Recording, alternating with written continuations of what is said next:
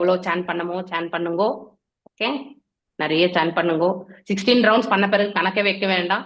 You continue to to sanding. இனிமே பண்றதெல்லாம் bonus தான் மாதாஜி. ஆமா. ஹரே கிருஷ்ணா மாதாஜி, வாழ்க வளமுடன். ஹரே கிருஷ்ணா. ஓகே, சைத்தன்ய சரிதாமிரதம்.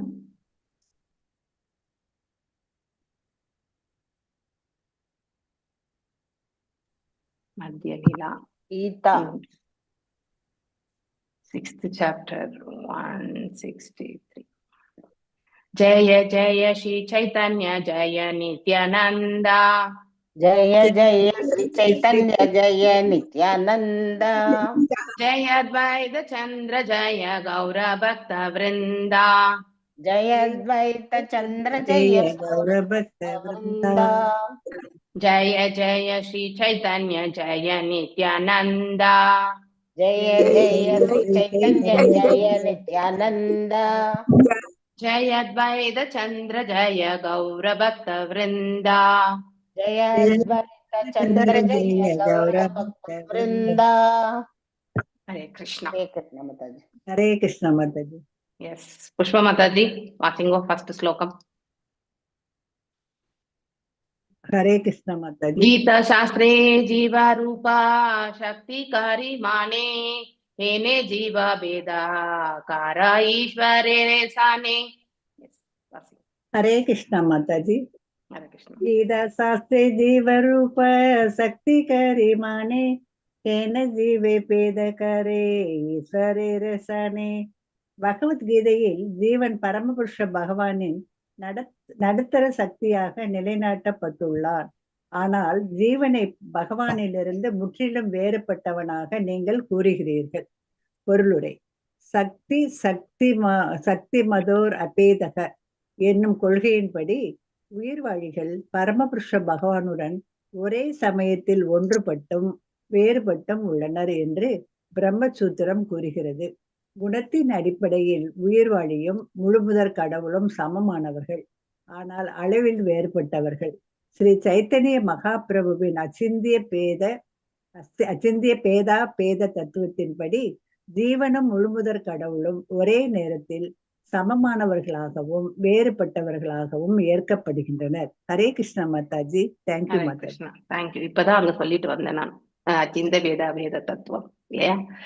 சாந்தினி ஹலாதினி சம்வித், இது மூன்றும் கலந்ததுதான் ஸ்பிரிச்சுவல் பொட்டன்சி. பகவான் அவருடைய ஆற்றல் இதன் அடிப்படையில தான் இல்லையா? பரமாத்மா நிலையும் அதுதான். சோ அவருடைய உடலும் அதாவது அத்வைதமாக இருக்கிறது என்பதையும் நாம படிச்சிருக்கோம். நாம எல்லாரும் கூட ஆத்ம ரூபத்துல அதே இயற்கையை கொண்டவர்கள் தான். இந்த மூன்று பண்புகளால் ஆனதுதான் இந்த ஆத்மா. சாந்தினி, சம்வித் அண்ட் அலாதினி. சோ அப்போ இயற்கையிலேயே சுதந்திரமானது ஆத்மா இல்லையா? சோ இறைவன் இடத்துல கட்டுண்டு இருக்கக்கூடிய, ஏன்னா பகவான்ல பிரிந்து வந்தது இல்லையா பின்ன பகுதிகள். சோ அவர்கிட்ட இருக்கக்கூடியதுல அந்த ஒரு பகுதி தான் நாம எல்லாருமே இந்த இடத்துல இருக்கிறது. அதுவும் ரொம்ப ரொம்ப ரொம்ப ரொம்ப இன்ஃபினிட்டிசிமல் சொல்லுவாங்க. அப்படின்னா நம்மளால அதனுடைய பார்க்க கூட முடியாது, அந்த அளவுக்கு சைஸ் தான். பகவானது எவ்வாறு அளவிட முடியாது, ஆனா இத குறுகிய அளவா இருக்கக்கூடிய இதை நம்மளால கண்டுபிடிக்கவும் முடியாது. அப்படிப்பட்ட ஒரு நிலை. சோ அதுதான் அந்த இரண்டுக்கும் வித்தியாசம். வேதம் எங்க வருதுன்னாக்கா அளவுல மட்டும்தான். மற்றபடி அபேதம் எதுல வருதுன்னாக்கா இயல்பினால், குவாலிட்டி இல்லையா, நித்திய தன்மையில் என்பதை நாம தெரிஞ்சுக்கணும். இன் பகவத்கீதா லிவிங் என்டிட்டி. ஏன்னா நாம இந்த உடலோட, இந்த அழியக்கூடிய உடல் இல்லையா, இது மேட்டர், அது ஸ்பிரிட் இல்லையா. அதனால இரண்டு நிலைகளையுமே கொண்டிருக்கிறதுனால நாம தத்தஸ்த சக்தியில இருக்கோம். Yet you say that living entity is completely different from the Lord. இல்லையா? பூமிராபா அனலோ வாயு காமவானோ புத்திரேவச அகங்காரித்யமே பின்னா பிரகிருதி அஷ்டதா. இல்லையா? 8 ஜடசக்திகள் பகவானிலிருந்து பிரிந்து வந்த 8-fold separated energies.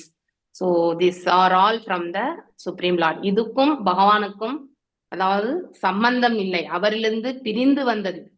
நாமெல்லாம் இங்க இருக்கணும்ன்ற அந்த ஆசையை நாம வச்சிருக்கிறதுனால அந்த க்ஷணம் நம்ம அந்த ஆசை வரும்போது 100% நாம பகவானை மறந்து போய் விடுகிறோம்.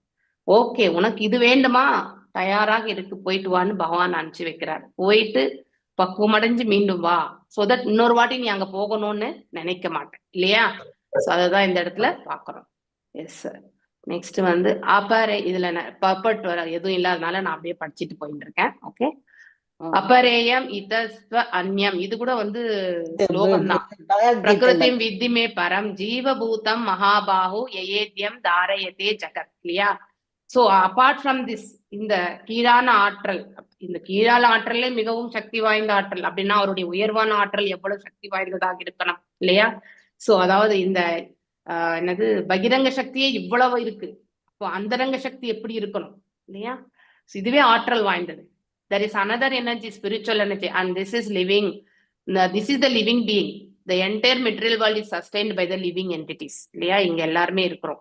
So verses quotations வந்து பகவத்கீதையில 7.4 and 5 இல்லையா. நெக்ஸ்ட் ஈஸ்வரே ராசி விக்ரா சச்சிதானந்தாகாரா ஷே விக்ரா விக்ரஹே கஹ சத்வ குணேர விகாரா. எஸ் பிரேம மாதாஜி வாசிடும். ஈஸ்வரேரே ஸ்ரீ விக்கிரக சச்சிதானந்தகார தே விக்கிரகே கக சத்வகுணேரே விகார. பரமபுருஷ பகவானின் தெய்வீக ரூபமானது நித்தியத்துவம், அறிவு மற்றும் ஆனந்தத்தில் நிரம்பியுள்ளது. இருப்பினும் அவரது அந்த தெய்வீக ரூபத்தினை நீங்கள் பௌதீக சத்துவ குணத்தின் படைப்பாக விளக்குகிறீர்கள். அப்படின்னா இங்க ரொம்ப நல்லா புரிஞ்சுக்க ஆரம்பிக்கணும். நம்ம இந்த சாந்தினி சம்வித் அலாதினி இருக்கு இல்லையா.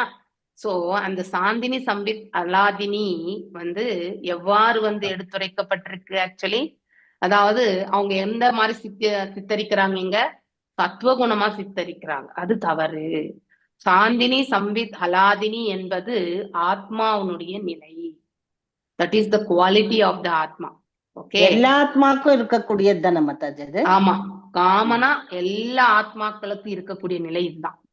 அதனாலதான் நாம் இந்த நிலை பரமாத்மா உடையது. முழுசுமாக அவருடைய உடல், ஆன்மா எல்லாமே ஒன்றாக இருக்கும் பொழுது இந்த மூன்றும் கலந்ததுதான் அவர். அப்போ அவர் ஃபுல் அண்ட் ஃபுல் ஸ்பிரிச்சுவல் அவர் இல்லையா.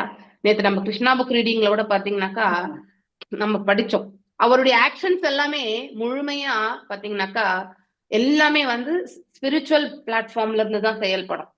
அந்த செயல்பாடுகளுடைய நோக்கம் இதெல்லாமே வந்து புரிஞ்சுக்கிறதுக்கு நாம அதை பத்தி தெரிஞ்ச லெவலுக்கு போனா மட்டும்தான் புரிஞ்சுக்க முடியும். You should go to that level.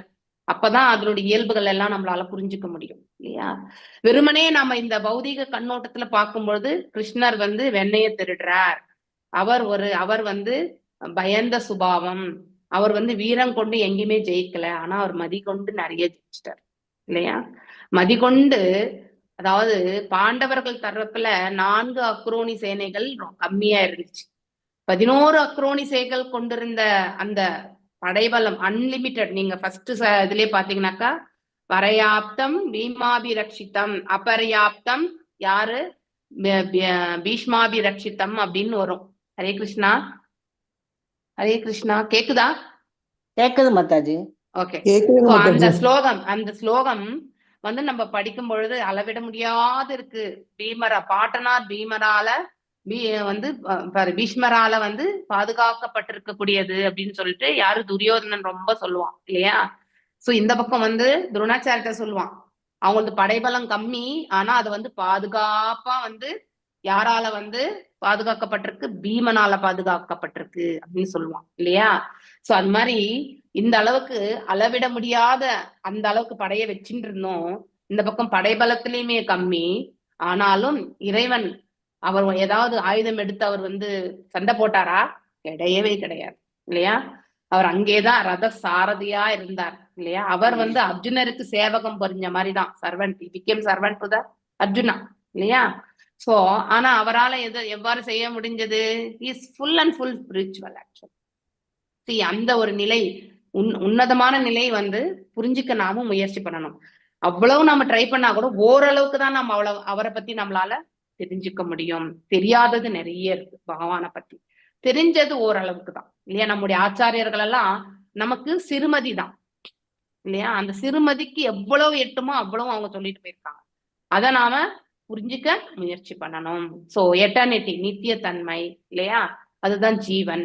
அதுக்கு அடுத்து காக்னிசன்ஸ், இது சொல்லுவாங்க என்னது, ஞானம் இல்லையா, ஆக்ஷன்ஸ். காக்னிசன்னா புரிஞ்சுக்கிறது, புரிஞ்சுக்கக்கூடிய தன்மை. அது ஞானத்தை தான் நம்ம புரிஞ்சுக்கணும் இல்லையா. அதுதான் வந்து சம்பித் இல்லையா. இது சாந்தினி, சம்பித், அடுத்து அலாதினி இல்லையா, அது பிளஷர், ஆனந்தம். இந்த 2 நிலைகளை பற்றி நாம தெரிஞ்சா நாம பேரானந்தத்துல எப்பவுமே திளைத்திருக்கலாம். ஸோ அதுதான் இந்த ஆத்மாவுடைய உண்மையான நிலை. ஆத்மா வந்து கட்டுண்ட நிலையே கிடையாது. இயற்கையிலேயே ஆத்மா வந்து சுதந்திரமானது. ஓகே, அது தெய்வீகமான நிலை கொண்டது. இந்த 3 மட்டும்தான் அதனுடைய காம்பினேஷனே ஆத்மாவுடையது. ஓகே, ஆனா அது இந்த பிரபஞ்சத்துக்கு வரும்பொழுது இந்த குணங்களோட ஆட்கொள்ளப்படும் பொழுது என்ன ஆகுறது வந்து, அதுவும் ஒரு ஆசை, ஒரு தாட் ப்ராசஸ் எடுத்துட்டு வருது. அது என்ன பண்ணுது, இந்த சூக்ஷ்மமும் ஸ்தூலமும் வந்து செயல்படுத்தி கர்ம பந்தனத்துக்கு ஆட்கொண்டு அந்த சுதந்திரமா இருந்த ஆத்மாவை என்ன பண்ணுது, அது கட்டுண்ட நிலைக்கு எடுத்துட்டு போய் விட்டுருது. அவ்வளவுதான். இதுதான் நம்ம வாழ்க்கையே. இது தவிர்த்து வேற எதுவுமே கிடையாதுங்க. ஓகே, எப்படி நாமெல்லாம் கட்டுண்ட நிலையில இருக்கிறோன்றத வந்து தெரிஞ்சுக்கணும். சோ அங்க நாம ஒரு சின்ன ஆசை எடுத்துட்டு வரோம் இல்லையா. அதாவது ஆசை என்பது கண்டிப்பா உண்டு, இறைவனிடத்திலே இருக்கு அந்த ஆசை இல்லையா. அவர்கிட்ட இருக்கக்கூடிய கேரக்டரிஸ்டிக்ஸ் தான். ஆனா அவர் எதை ஆசைப்படுறாருன்றதுதான் அங்கதான் நமக்கும் அவருக்கு வேறுபாடு இல்லையா.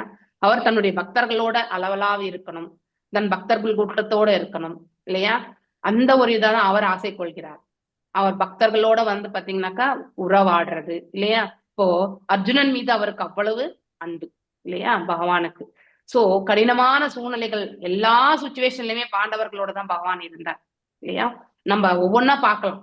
அந்த அரக்கு மாளிகையில இருந்து அவங்க வெளியே வர்றதுக்கான அந்த யூகங்களுமே வந்து சிலது எல்லாமே வந்து கொடுக்கப்பட்டிருக்கு இல்லையா.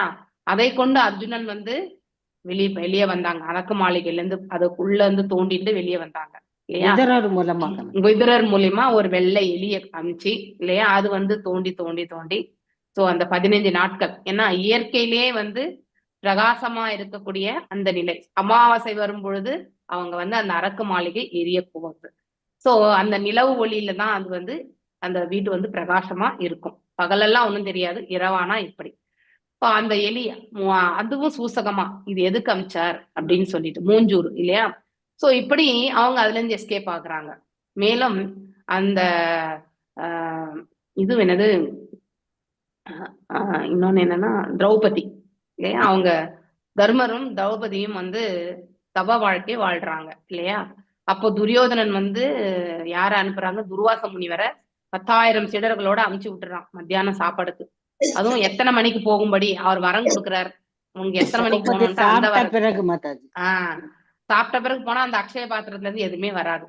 அங்கேயும் வந்து என்ன தெரியாம நினைச்சுட்டு இருக்கும் போது கிருஷ்ணான்னு நினைக்கும் பொழுது, கிருஷ்ணரை நினைக்கும் பொழுது கிருஷ்ணர் அங்கே வந்து அந்த ஒரு பருக்கை சாப்பிட்டு எல்லா ஜீவராசிகளுடைய வயித்த நிரப்பிட்டார் இல்லையா. அவங்களுக்கும் பசியே இல்லை. ஸோ அவங்களும் வந்து போயிடுறாங்க இல்லையா. அந்த மாதிரி ஒவ்வொரு காலகட்டத்திலுமே பகவான் வந்து பக்தர்களுக்கு கடினமான ஒரு சூழ்நிலை ஏற்பட்டாலும் அதை அவர் ஏற்பாடு செய்தாலும் அந்த செயலினால் பக்தர்களுக்கு கௌரவம் இல்லையா.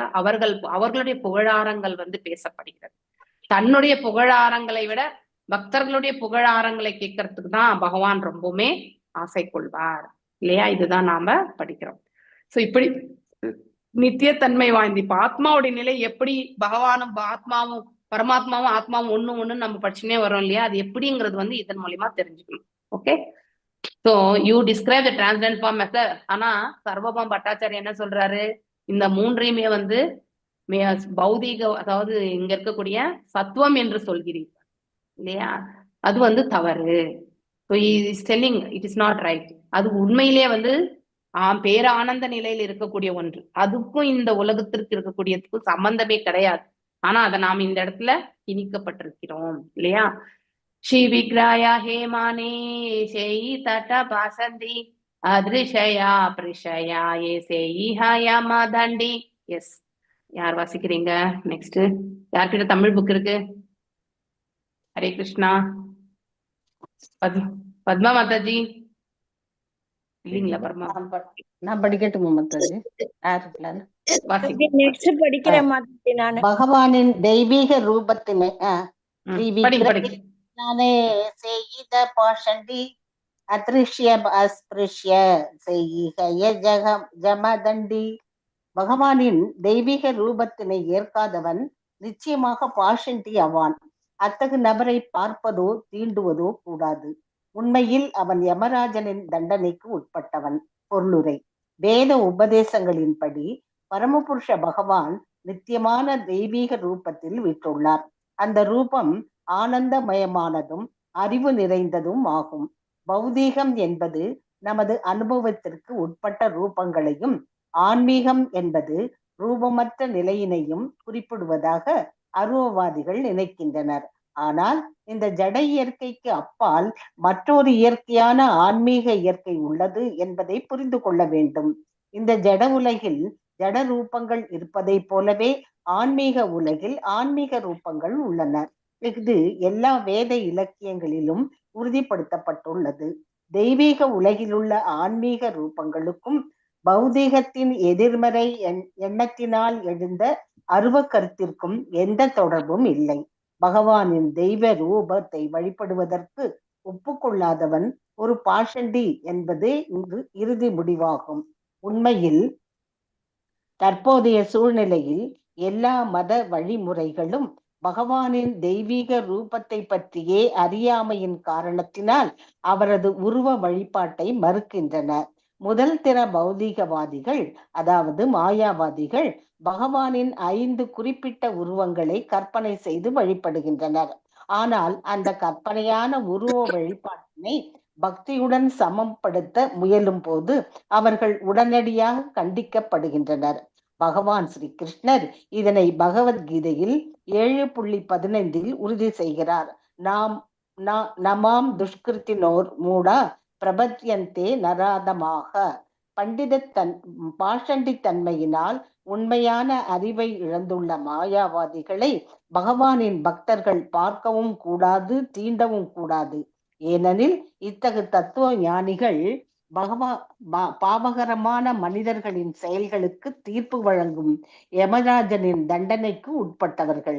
தங்களது பக்தியற்ற செயல்களினால் மாயாவாதி பாஷண்டிகள் வெவ்வேறு உயிரினங்களில் இந்த பிரபஞ்சத்தினுள் திரிகின்றனர். அந்த உயிர்வாழிகள் யமராஜனின் தண்டனைக்கு உட்பட்டவர்கள். பகவானின் தொண்டில் எப்போதும் ஈடுபட்டுள்ள பக்தர்கள் மட்டுமே யமராஜரின் அதிகார எல்லையிலிருந்து விடுபட்டவர்கள். ஹரே கிருஷ்ணா. ஹரே கிருஷ்ணா. இந்த லாஸ்ட் ஸ்லோகம் இன்னைக்கு நம்ம வாசிக்கிறது.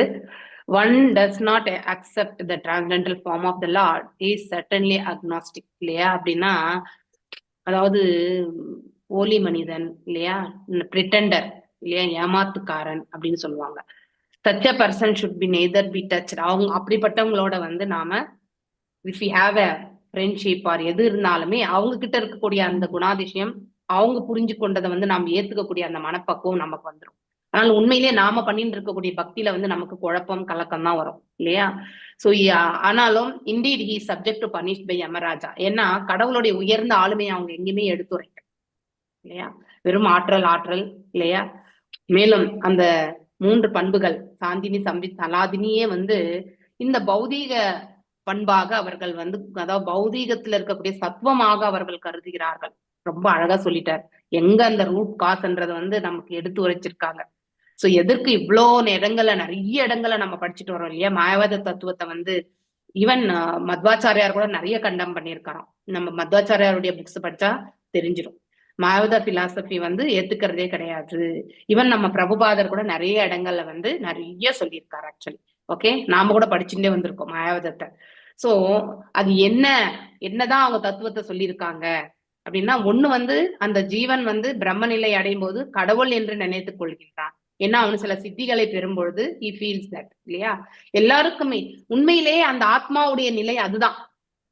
சோ அந்த ஆத்மா இறைவனிடத்தில் இருக்கக்கூடிய அதே குவாலிட்டியை தான் அது பெற்று இருக்கும். அப்போ அந்த பேசிக் குவாலிட்டியை வந்து நாம அடையறதுக்கு முயற்சி செஞ்சதுனால நாம கடவுள் ஆயிட முடியுமா? கண்டிப்பா முடியாது இல்லையா. That is not right. அதனால வரக்கூடிய அந்த எனர்ஜி லெவல்ஸ் இல்லையா, அதை கொண்டு நாம வந்து we are feeling great. அது மிக மிக தவறான பாதை அப்படிங்கறத வந்து நாம் தெரிஞ்சுக்கணும்.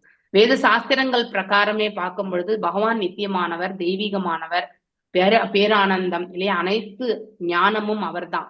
ஆனா இம்பர்சனலிஸ்ட் என்ன பண்றாங்க, தே திங்க் அவர் இந்த பிரபஞ்சத்துக்கு வரும்பொழுது நம்மள மாதிரி மனித ரூபம் ஏற்று வரும் பொழுது நாமெல்லாம் இந்த ரூபம் கொண்டிருக்கிறது இறைவனுடைய ரூபத்தினுடைய பிம்பம் தான் நாம் இங்க இருக்கிறது.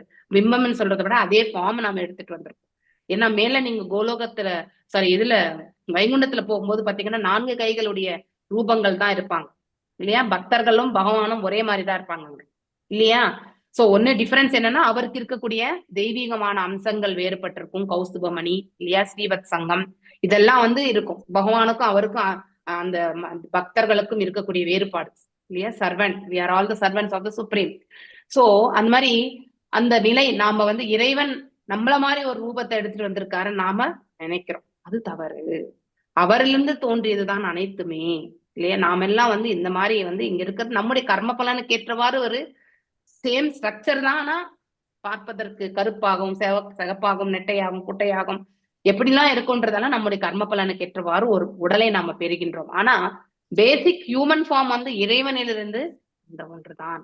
அதே ரூபம் தான் நாம கொண்டு வந்திருக்கோம் இந்த இடத்துல. ஓகே, அதனால நாம என்ன நினைக்கிறோம், அவரும் அவர் இந்த பிரபஞ்சத்துல வந்து அவதாரத்தை எடுத்துட்டு வரும் பொழுது நம்மள மாதிரி ஒரு சாதாரண மனிதர் என்று நினைக்கிறோம். அவருடைய ரூபம் வந்து அத்வைதம் என்பதையே நாம மறந்து விடுகின்றோம். நித்தியத்தன்மை கொண்டது என்பதை மறந்து விடுகின்றோம். One should know beyond this material nature is another nature. அதுதான் இப்ப படிச்சோம் இல்லையா? 7.4 and 5 2 ஸ்லோகங்கள் படிச்சோம் இல்லையா முன்னாடி. சோ அந்த பௌதிக 8 பின்ன பகுதிகள், அதுக்கப்புறம் இன்னொரு இயற்கை உள்ளது, இதை காட்டிலும் மேன்மையானது எல்லாம் படிச்சோம் இல்லையா? Just there are material forms in this material world, there are spiritual forms in the spiritual world இல்லையா? சோ அங்க 4 கைகளுடைய ரூபத்துல இருக்கக்கூடியவங்க உண்டு. This is confirmed by all Vedic literatures. The spiritual forms is தெய்வீகமானது and nothing to do with this. இங்க இருக்கக்கூடிய இந்த பௌதிகம் negative conception of formless. So ரூபமற்ற நிலை வந்து கிடையாது. நமக்கே ரூபம் இருக்கும்போது நம்மள படைச்ச பகவானுக்கு ரூபம் இருக்காதா? இது நாம யோசிக்கணும் இல்லையா? This one we have to ஒரு பேசிக் காமன் மேனா கூட நம்ம இதை திங்க் பண்ணலாம். So conclusion is that person is agnostic when he doesn't agree இல்லையா? நம்ம எப்பவுமே சக்தி சக்தி சக்தி எனர்ஜின்றோம் இல்லையா? ஒன்லி எனர்ஜி மாத்திரம் கிடையாது. சோ அதாவது போலி மனிதன் ஆகிறான். Actually, at present moment, all systems of religion deny the worship of the form of the Lord. இல்லையா? ரூபத்தை வந்து ஏத்துக்கிறது இல்லை. ஏன்னா வெறும் ஆற்றல். The first class மாயாவாதி, மெட்டீரியலிஸ்ட் வந்து யாருன்னா மாயாவாதி தான். ஏன்னா அவங்க ரூபத்தை வந்து மாயை என்று சொல்பவர்கள். அதனாலதான் அவங்க வந்து மாயாவாதின்னு சொல்றாங்க. இமேஜினரி இல்லையா? So imagine 5 forms of the Lord, but they try to equate the worship of such imaginary forms with bhakti. And they are immediately condemned. Yeah, first class Mayavadis. Yeah, 5 forms of the Lord, 5 specific forms of the Lord. Imagine, அவங்க வந்து கற்பனை பண்றாங்க actually. So ஆனா அவங்க வந்து equate that அதை வந்து imaginary pharma அவங்க நினைக்கிறாங்க. They are immediately condemned. Krishna பார்க்கும்பொழுது அந்த துஷ்கிருத்தினோஸ் இல்லையா? ஒண்ணு வந்து மூடர்கள், அடுத்து வந்து நரதாமாக்கள், அதுக்கப்புறம் மாயையில சிக்கி கொண்டிருப்பவர்கள் அசுரர்கள். இவங்க யாருமே பகவானுக்கு வந்து அடிபணிவதே கிடையாது இல்லையா? மாயாத philosophy should not be even seen by the devotees of the Lord and are touched. அவங்க சொல்லக்கூடிய அந்த தத்துவங்களை நம்ம கேட்டோம்னா குழப்பம் தான் ஆயிடும். Because those philosophers are liable to be punished by Yamaraja. நம்ம இறைவனுக்கு ரூபம் இருக்குன்றத வந்து தெரிஞ்சுட்டு பகவான் ஸ்வயம் பகவத்கீதையிலே சொல்லிட்டு இருக்காரு. Personal form, I descend in my personal form 4th chapterலயே சொல்றாரு அவர் இல்லையா? நீங்க படிச்சீங்கன்னா வரும். பகவான் தானாக அவர் இறங்கி வர யுகந்தோறும் வருகின்றேன் என்று சொல்கின்றார். அப்படி இருக்கும் பொழுது அங்க அவரே வந்து he is only declaring he is coming in the personal form. அப்படி இருக்கும்போது ரூபம் இல்லை என்று எவ்வாறு நாம வந்து சொல்றதை ஏத்துக்கிறது? அப்போ இட்ஸ் a cheating process இல்லையா? சோ அவங்களுக்கு ஏத்துக்கக்கூடிய தன்மை வெறும் ஆற்றல். அதனால வந்து ரூபம் இல்லை என்று நாம சொல்ல முடியாது. அது மிக மிக தவறான ஒன்று. The superintendent demigod judges the activities of the Yamaraja வந்து என்னது? நியாயம் இல்லையா? தண்டனை கொடுப்பவர். Mayawati அக்னாஸ் wander within this universe different species of life due to their non-devotional activities. மாயாவத தத்துவத்துல வந்து பக்தி கிடையாது, வெறுமனே வந்து தியானம் இல்லையா? இறைநிலையை அடையறதுக்கு வந்து அவங்க வந்து தியான பயிற்சிகள், பிரம்ம நிலையை அடையிறாங்க. வெறும் பிரகாசத்தை மட்டும் மனசுல எண்ணிக்கொண்டு, அதாவது காலியான ஒரு இடத்த வந்து எண்ணிக்கொண்டு நாம வந்து தொண்டு புரியாம நமக்கு வந்து தூய்மை கண்டிப்பா அடைய முடியாது. தொண்டு இல்லாம போனா நம்ம வந்து சேவை என்று இல்லாமல் நாம எதையுமே வந்து பக்குவம் அடையவே முடியாது. இதை நம்ம ஃபர்ஸ்ட் கிரைட்டீரியாவா நினைக்கணும். மாயாவாத தத்துவவாதிகள் வந்து பிரகாசத்தை எண்ணி தியான பயிற்சிகள் செய்யறாங்க, அவ்வளவுதான். ஏன்னா அவங்களுக்கு தெரிஞ்சது அந்த பிரம்ம ஜோதி, அவ்வளவுதான். அதுல போய் இணைஞ்சிட்டா அதாவது நம்ம மீண்டும் இந்த இடத்துல பிறக்க மாட்டோம், சாயுஜ முக்தி. ஆனா அதுதான் லீஸ்ட் தொண்டு செய்யணும்ன்ற எண்ணமே இருக்காதா? வெறும் அந்த அந்த ஏன்னா அவங்க ஏன் அந்த மாதிரி நினைக்கிறாங்கன்னா, இந்த பிரபஞ்சமே வந்து ஒரு பெரிய சிக்கல் இல்லையா? நம்ம வந்து பிறப்பு இறப்பு சிக்கல்ல மாட்டின்னு இருக்கோம். இதுல இருந்து எப்படி வெளியே போறதுன்றது மட்டும்தான் அவங்க நோக்கமா இருக்கும். That is first point. They don't want to get in to this problem. இந்த உடல் கொண்டு நாம் இங்க வந்து சங்கடப்படணும்ன்றது அவங்களுக்கு விருப்பமே இருக்காது. சோ ஆப்வியஸ்லி நமக்கு என்ன அங்க நம்முடைய சுயநலம் தான் இல்லையா? இது வந்து செல்ஃப் தானே. இதுல ஏதாவது கடவுள் பத்தி ஏதாவது இருக்கா? கிடையாது இல்லையா? சோ தே ஃபீல் தட் இதுல வந்து நம்ம சிக்கின்னு மாட்டின்னு இருக்கிறது இந்த பிறப்பிறப்பு சக்கரத்துல இருந்து நம்ம வெளியே போனோம்னா அந்த தியானத்துல வந்து நாம் இணைந்து கொண்டு நாம அந்த அந்த ஜோதிர்ல போய் நம்ம வந்து இணைந்துடணும், மர்ஜிங் வித் த ஜோதி அப்படின்னு சொல்லுவாங்க இல்லையா? சோ அப்ப அங்க ஏதாவது செயலாற்றக்கூடிய தன்மை இருக்கா? ஆனா பக்தன் அப்படி கிடையாது, எப்பொழுதுமே இறைவனுக்கு தொண்டு புரிபவன் இல்லையா? சோ அப்படி இருக்கும் பட்சத்துல வந்து அங்க சேவை என்ற மனப்பான்மையே கிடையாது. ஜஸ்ட் சாதனா பக்திங்கிறதுக்கே இடம் இல்லையா மத்தாஜி? கிடையவே கிடையாது, கிடையவே கிடையாது. பக்தன்கிறவன் 24 தியானம் மட்டும், தியானம் மட்டும், ஒன்லி தியானம், வரும் பிரகாசம். அது கூட அட்லீஸ்ட் யோகிகள் என்ன பண்ணுவாங்க, அவங்க இறைவனுடைய பரமாத்மா நிலையாவது அஷ்டாங்க யோகம் பண்ணி, அதாவது இறைவனுடைய பரமாத்மா நிலை மீதாவது அவங்க வந்து பக்தி கொண்டு இறுதியில போய் சேருவாங்க. ஆனா அருவவாதிகள் அப்படி கிடையாது, வெறும் பிரகாசத்தை மட்டும் எண்ணிக்கொண்டு. ஏன்னா அவங்க தெரிஞ்சது அந்த பிரம்ம ஜோதி. எத்தனை நேரம் மாதாஜி தியானம் பண்ண முடியும்? பண்ண முடியாது. இந்த பக்தன் வந்து 24 hours நினைச்சிட்டு இருப்பான் இல்லையா மாதாஜி? முதல்ல தொண்டு செய்யணும், அப்புறம் நைவேத்தியம், இப்படியே ஒன்னொன்னா அவன் நினைச்சு அந்த சந்தர்ப்பத்துல நினைச்சுக்கிட்டே இருப்பான். ஆனா அருவவாதி எப்ப தியானம் பண்றானோ, எப்ப அவனுக்கு முடியுதோ அப்ப மட்டும்தான் அவன் நினைப்பான் இல்லையா மாதாஜி? அவனுக்கு இறைவனை எண்ணுவதில்லை, இறைவனுடைய ஆற்றலாக அவன் எண்ணக்கூடிய அந்த பிரகாசம், ஒளி பிரகாசம், அவ்வளவுதான். அது வந்து விட்டு விட்டு கூட அவன் நினைக்கலாம். அதாவது பிரகாசத்தை நீங்க நிறைய நேரம் போக்கஸ் பண்ண முடியாது மாதாஜி, அது ரொம்ப கடினமான ப்ராசஸ். ஓகே, சோ அதனால்தான் அப்படிப்பட்டவங்க அங்க எதுவுமே வந்து இல்லாத போது கடைசியில சாயுஜ்ய முக்தியும் வந்து எப்ப வேணாலும், ஏன்னா அது லைக் பேட்ச் ஒர்க் தான். அவங்க பிரம்ம ஜோதியில போய் இணைந்துறதே கிடையாது. They are not getting observed. பக்தர்கள் தான் வந்து பாத்தீங்கன்னாக்கா வைகுண்டம் கோலோகம் போகிற போது பகவானுடைய வியாபகங்கள்ல வந்து அவர்கள் ஆழ்ந்து விடுகிறார்கள் இந்த பிரபஞ்சத்தை விட்டு நீங்கும் போது. ஓகே, அது வேற. ஆனா இவங்க வந்து ஃபுல் அண்ட் ஃபுல் இந்த ஹேட்ரட்னஸ் இல்லையா, இந்த விரக்தி, இந்த இடத்துல இந்த விரக்தியில இருந்து அவங்க வெளியே போயிடணும். சொல்யூஷன் அதுதான் அவங்களுக்கு. சோ அது வந்து பர்மனன்ட் சொல்யூஷன் கிடையாது. ஓகே, ஹரே கிருஷ்ணா மாதாஜி. அதத்தான் கைவல்யம் சொல்றோம். ஆமா, கைவல்யம். ஆமா, கைவல்யம்னு சொல்லுவாங்க. அருவத்தன்மையில அந்த ஜோதிர்ல போய் கலக்கிறது. ஓகே, ஹரே கிருஷ்ணா. சோ நான் இன்னைக்கு இதோட நிறுத்துறேன். இது வஞ்சகல்பதாருபியஸ்ய கிருபா சிந்துபியேவ ச பதிதனாம் பாவனேபியோ வைஷ்ணவேபியோ நமோ நமः. अनंत कोटि वैष्णव वृंद की जय. नामाचार्य हरिदास ठाकुर की जय. हरे कृष्णा कृष्ण कृष्ण हरे हरे, हरे राम